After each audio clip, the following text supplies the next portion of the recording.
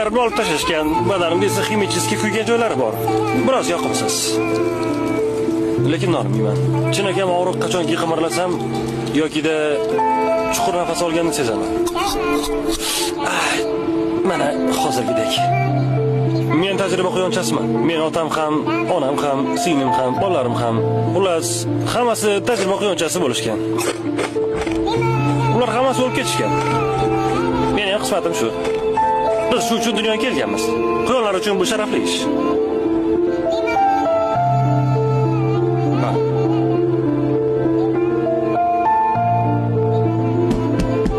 Hayya. İşim boshlandi.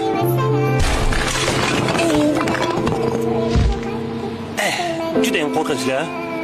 Lekin men shunchaki ishimni qilyapman. Voy, Ralf. Qayerda bichevchi guruhlar? Ha, ularmi? Ketimdan yurishibdi va qanaqadir hujjatli film olishdi. Ularni iltimos qil, bizni qutqarsin. Qutqarsin, bu yerni olib ketsin.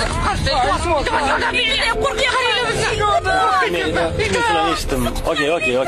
Menga qarang. Bu joyni kesib tashlab bo'ladi-ku.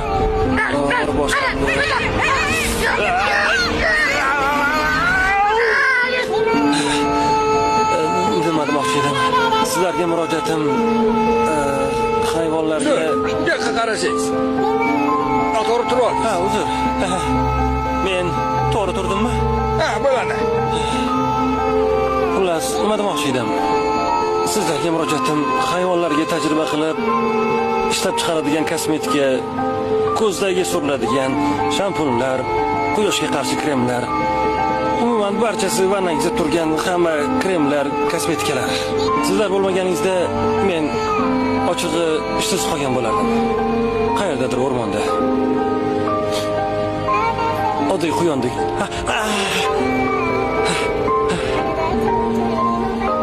Hammasi zo'r.